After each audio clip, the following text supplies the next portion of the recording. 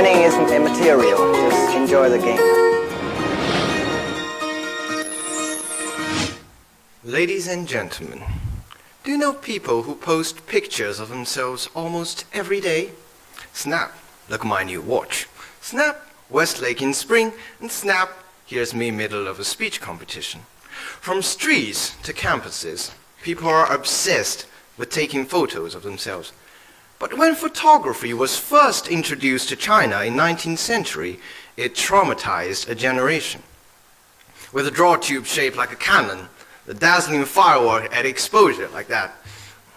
And most horrifying of all, the bizarre feeling of our own face staring back at you on a piece of paper.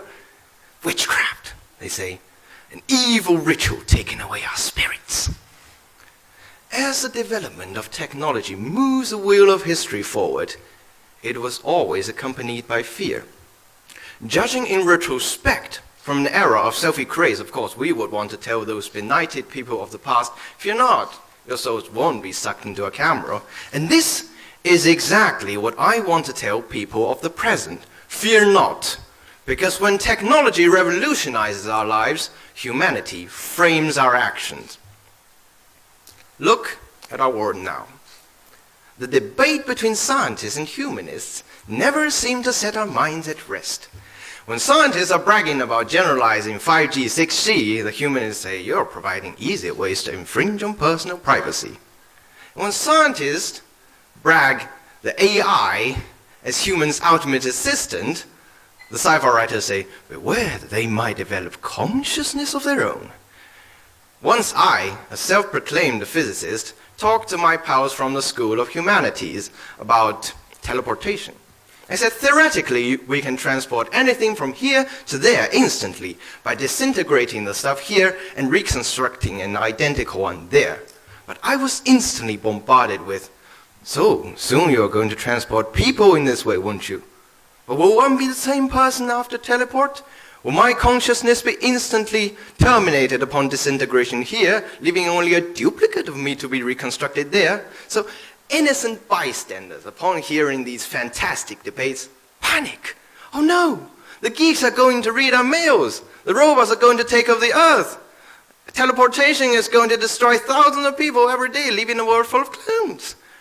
But none of this is actually going to happen, because humanists are not alarmists and scientists are not geeks. Humanists point out pertinent ethical issues with the hope of correcting them. And scientists listen to their suggestions rationally to make adjustments as well as amendments. Just like the first pioneer who modified the camera to make it less scary, we can always improve technology with humanitarian care. We can enhance the security of networks by introducing quantum cryptography. We can put restrictions on AI to prevent rogue elements. As for teleportation, or maybe it's too risky to transport humans, but we can still relieve a considerable burden off Beijing traffic by taking care of the delivery system. So, taking a glimpse into the future, what exactly do I see? Not the AI-reign dystopia where humans are reduced to slaves, not the post-apocalypse desert after a nuclear war, but a future where humanity thrives with technology as its instrument of success, and technology thrive with humanity as its code of conduct.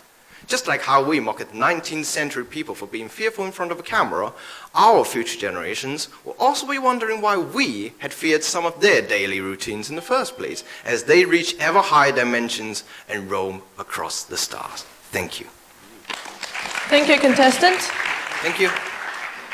I like your photo on the screen, by the way. It's like the E.T. phone home style. Now, choose a number, please. Sorry, I forgot. And I forgot it. It's something about models. I think it's one, right? One? Okay. Debate on Chinese social media over what is beauty after Vogue magazine posted a picture of this Chinese model on its Instagram page. This is 20-year-old Gao Qi Zhen, and in the post, she's described as a model with a singular appeal. Many Chinese netizens are telling Vogue to take the post down. They accuse the magazine of using a stereotypical Asian model, pointing out her facial features like having small eyes. Still, some ask, are we as Chinese people discriminating against our own people? Now, you can remember this isn't the first time a Chinese model's beauty created a big debate online. A picture posted by Vogue magazine on its Instagram account has been criticized by many in China. The Chinese model in the picture has a physical appearance and unique qualities different to that of the traditional views of beauty in many Chinese people's eyes. Some have said the magazine is denigrating the Asian model. However, others have called for understanding and to respect diversity. Others have said this feeling of being prejudged displays a lack of cultural confidence. What do you think? What do you think Oriental beauty and cultural confidence are? Thank you. Once, a friend of mine invited me to watch an episode of The Big Bang Theory.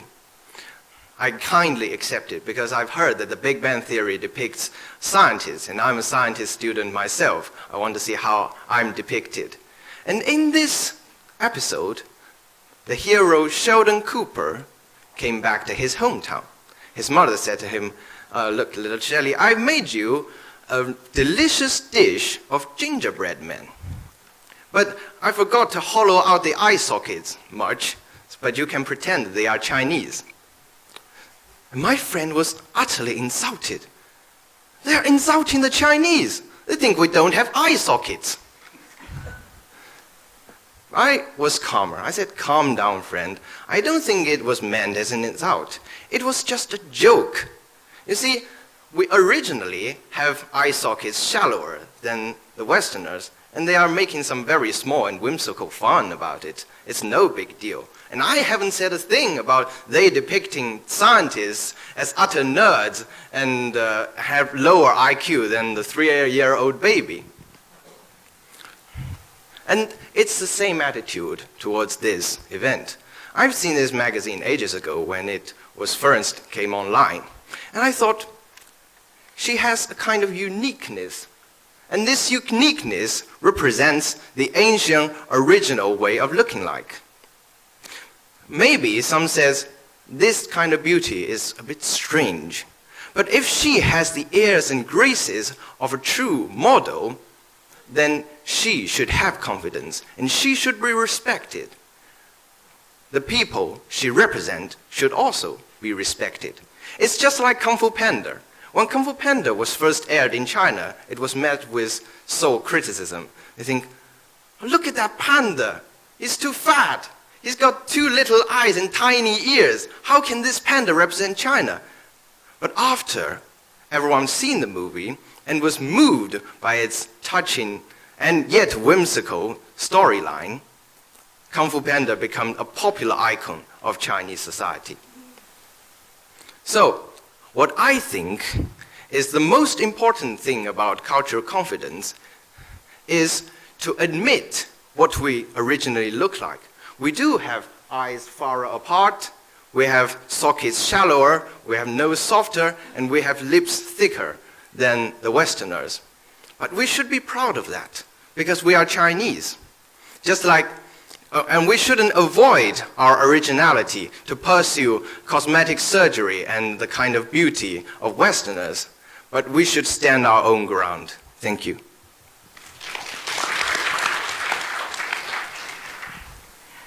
Morning. Morning.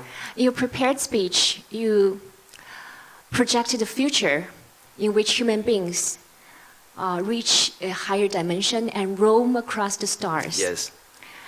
When human beings from the Earth roam across the stars, it's highly probable that they're going to meet the aliens from the other extraterrestrials, planets. yes.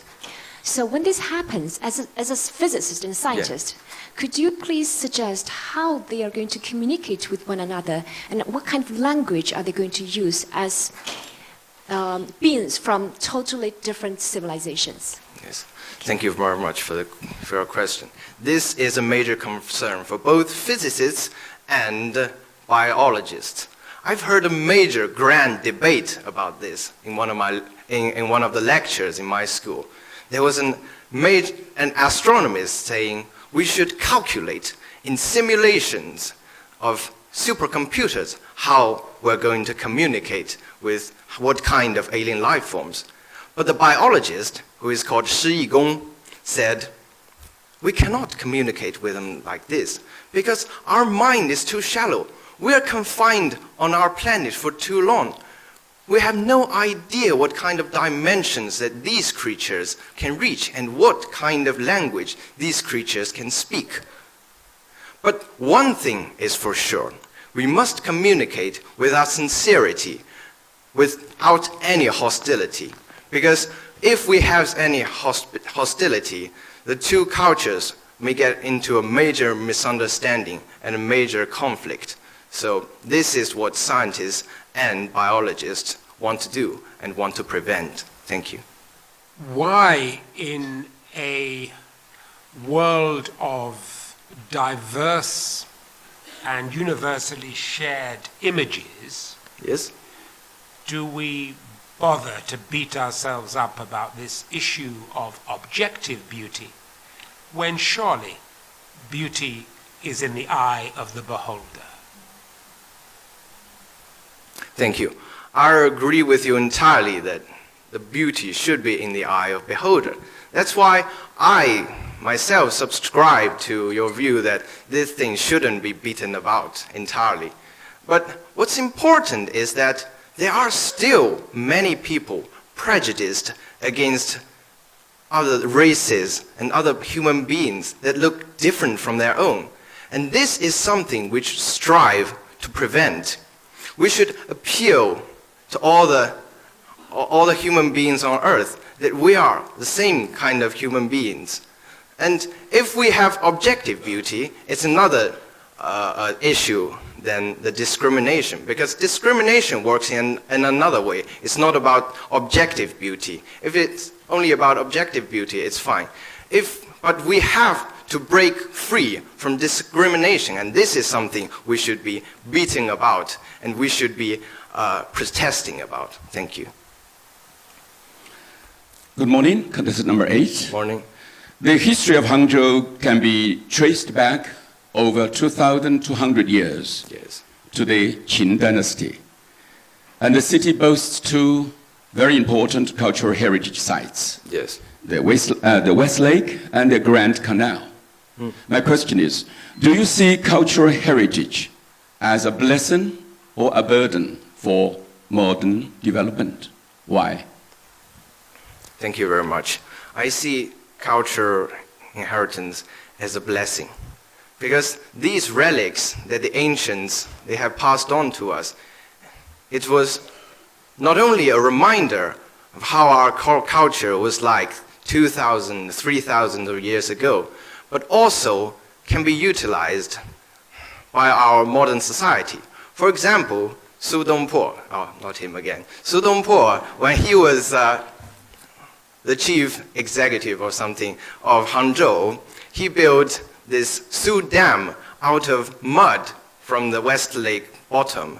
And now, as we walk through West Lake on this dam of his, we still enjoy the beautiful scenery which was contributed by him. Thank you very much. Thank you. Thank you very much, contestant, for performance. Thank you.